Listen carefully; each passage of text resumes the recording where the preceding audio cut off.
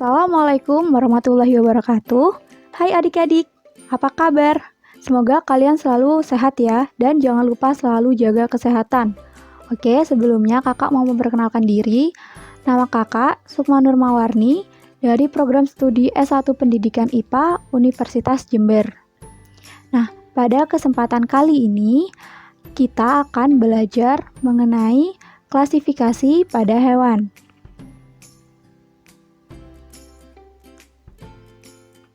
Nah, sebelum masuk materi, kita harus tahu dulu nih tujuan pembelajaran kita hari ini apa.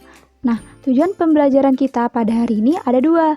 Yang pertama yaitu peserta didik dapat menjelaskan ciri-ciri hewan.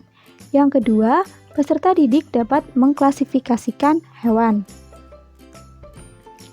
Oke, kakak mau tanya, pernah nggak adik-adik masuk ke toko swalayan? Misalnya ke Indomart atau Alfamart. Nah, di sana itu kenapa sih barangnya harus ditata, dikelompokkan berdasarkan jenis, merek, kegunaan, dan fungsinya? Ada yang tahu kenapa?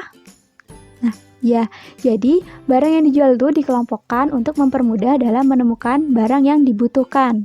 Sama halnya dengan makhluk hidup juga diklasifikasikan atau dikelompokkan menjadi beberapa kelompok berdasarkan ciri-ciri, karakteristik, dan struktur tubuhnya. Dan memiliki tujuan, ada 4 tujuan. Yang pertama, untuk mempermudah dalam mempelajarinya. Yang kedua, untuk mengetahui hubungan kekerabatan makhluk hidup. Yang ketiga, untuk mengetahui jenis-jenis makhluk hidup. Dan yang keempat, untuk memberi nama makhluk hidup. Dalam pengklasifikasian makhluk hidup, terdapat dasar-dasar dalam klasifikasi pada hewan. Ada 3 dasar. Yang pertama, yakni berdasarkan saluran pencernaan makanan.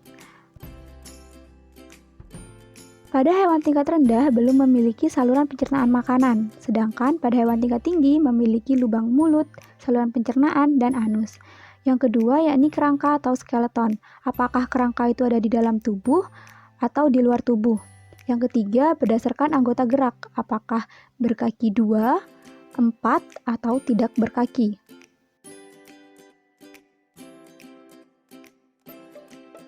Dalam dunia hewan dikelompokkan menjadi ada 2 kelompok. Yang pertama yakni ada invertebrata atau hewan tidak bertulang belakang dan vertebrata atau hewan yang memiliki tulang belakang. Invertebrata atau hewan tidak bertulang belakang dikelompokkan menjadi 8 kelompok. Yang pertama ada hewan berpori atau polivera. Yang kedua ada hewan berongga atau coelenterata. Yang ketiga ada cacing pipih atau Platyhelminthes. Yang keempat ada cacing giling atau Nemathelminthes. Yang kelima ada cacing berkuku-kuku atau Annelida. 6 ada hewan lunak atau Mollusca. Ketujuh ada hewan berkulit duri atau Echinodermata. Dan yang terakhir ada hewan dengan kaki beruas-ruas atau Arthropoda. Oke, yang pertama kita akan membahas tentang hewan berpori atau polivera. Nah, polivera memiliki ciri-ciri khusus yang membedakannya dengan hewan-hewan yang lain. Ciri yang pertama yakni hewan ini memiliki pori-pori. Yang kedua, tubuhnya seperti spons. Kemudian, tempat tinggalnya berada di perairan. Warna tubuhnya nih beragam, ada yang warna merah, hijau, dan kuning. Nah, contohnya itu ada Spongilla, Euspongia, Poteriun, dan Scrippa. Lanjut yang kedua yakni hewan berongga atau Coelenterata. Cirinya yakni hewan berongga. Kemudian memiliki tentakel untuk menangkap mangsa. Nah, di ujung tentakelnya itu terdapat sel beracun yang menyengat. Memiliki bentuk tubuh polip atau menempel pada tempat hidupnya dan medusa yang bergerak aktif melayang-layang di air seperti payung. Contoh hewan dari Coelenterata ini yaitu ada bunga karang, ubur-ubur, Obelia, Hydra, dan anemon. Yang ketiga yaitu ada cacing atau vermes. Nah, ciri-ciri cacing nih, kalian pasti udah kenal. Yang pertama, tubuhnya lunak. Kemudian, tidak bercangkang. Selanjutnya, tubuhnya simetris bilateral. Tubuhnya tersusun bersebelahan dengan bagian lainnya.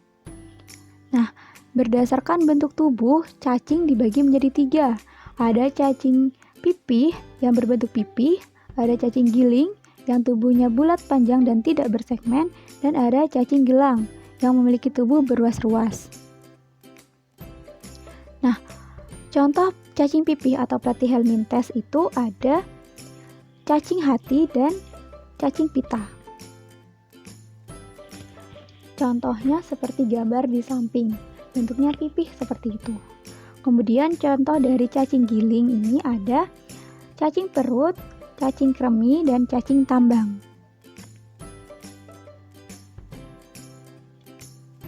Nah, seperti itu bentuknya. Kemudian, contoh dari cacing gelang, yakni ada cacing tanah dan lintah. Kemudian, hewan yang keempat, yakni hewan lunak atau moluska. Ciri-ciri dari hewan moluska, yakni memiliki tubuh yang lunak. Kemudian, tubuhnya memiliki banyak lendir. Tubuhnya juga terbungkus oleh mantel. Habitat hidupnya berada di air. Nah, hewan moluska ini ada yang memiliki cangkang yang fungsinya sebagai pelindung tubuhnya. Contoh hewannya ada gurita, cumi-cumi, kerang, siput, dan remis. Yang kelima yakni hewan berkulit duri atau Echinodermata. Ciri Echinodermata yakni tubuhnya diselimuti oleh duri dan terdapat lempeng zat kitin atau zat kapur yang keras. Tubuhnya simetri radial dengan 5 lengan. Pada tubuh terdapat sistem ambulakral untuk bernafas dan menangkap mangsa. Nah, pada Echinodermata ini terbagi menjadi 5 kelas. Yang pertama ada Asteroida, contohnya bintang laut. Kemudian ada Echinoida, contohnya yakni landak laut atau bulu babi. Yang ketiga ada Ophiuroida, contohnya ada bintang ular. Rhinoida, contohnya lilia laut. Dan yang terakhir ada Holoturoida, contohnya ada tripang atau timun laut. Hewan terakhir yakni ada hewan dengan kaki berruas-ruas atau arthropoda. Nah, ciri dari arthropoda ini adalah tubuhnya dibedakan atas kepala, dada, dan perut. Kemudian, tubuhnya terbungkus oleh zat kitin yang keras. Alat indranya peka terhadap bau dan sentuhan. Memiliki mata faset, yaitu mata-mata majemuk yang terdiri atas beribu-ribu mata kecil berbentuk segi 6. Arthropoda terdapat 4 kelas, yakni yang pertama ada insekta atau serangga. Contohnya ada belalang, lebah, kumbang. Kemudian ada krustasea atau udang-udangan. Contohnya ada udang, kepiting.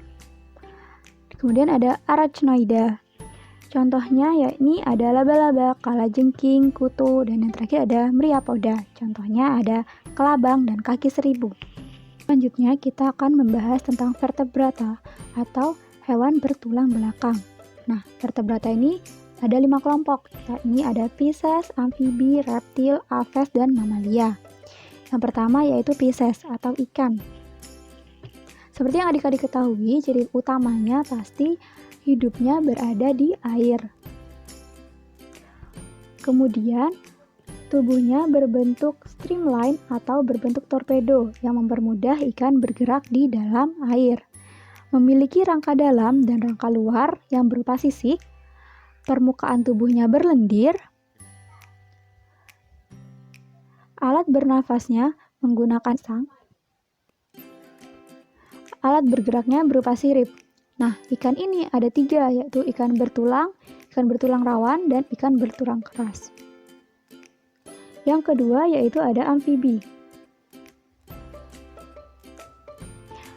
Ciri khusus yang dimiliki amfibi yakni dapat hidup di air dan di darat. Semasa kecil, amfibi bernafas menggunakan insang dan setelah dewasa bernafas menggunakan paru-paru.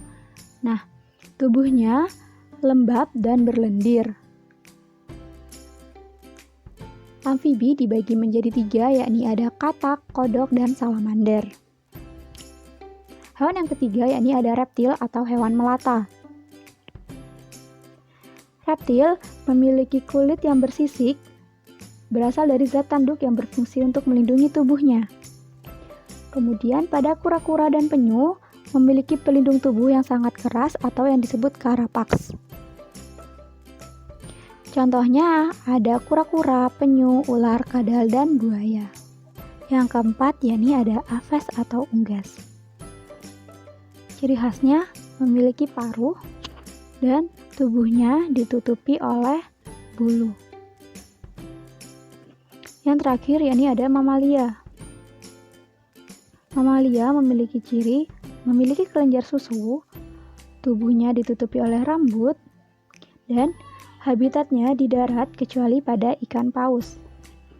Nah, dalam mempelajari klasifikasi makhluk hidup, terdapat tingkatan dalam pengklasifikasian makhluk hidup atau disebut dengan takson. Menurut Carolus Linnaeus, terdapat 7 tingkatan. Nah, semakin ke bawah, maka jumlah makhluk anggotanya semakin sedikit, semakin banyak kesamaan pada ciri-cirinya. Karena semakin ke bawah sudah semakin terklasifikasi. Kemudian, dalam mempelajari klasifikasi, juga mempelajari tata nama ilmiah atau biasa disebut dengan binomial nomenklatur.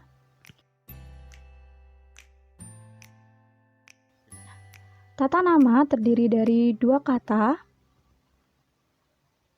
Kata awal menyatakan genus dan kata kedua menyatakan spesies. Nah, terdapat aturan-aturan dalam tata nama penamaan ini. Yang pertama yakni aturan pertama, kata pertama berisi genus dan kata kedua berisi spesies. Misalnya pada buah jambu biji yakni Psidium guajava kan berisi 2. Yang Psidium menyatakan genus dan guajava menyatakan spesies. Syarat yang kedua yakni pada genus harus ditulis dengan menggunakan huruf besar. Seperti pada Psidium, hanya P-nya saja dan ke belakangnya itu huruf kecil. Yang ketiga yakni penamaan harus menggunakan garis bawah atau ditulis miring. Misalkan kita menggunakan alat tulis nih, jadi kita pakai misalnya menggunakan garis bawah, jadi tulisannya seperti itu. Kalau menggunakan komputer dapat ditulis miring dengan menggunakan fitur italik. Oke, sekian dulu pembelajaran kali ini. Kurang lebihnya Ibu mohon maaf. Wassalamualaikum warahmatullahi wabarakatuh.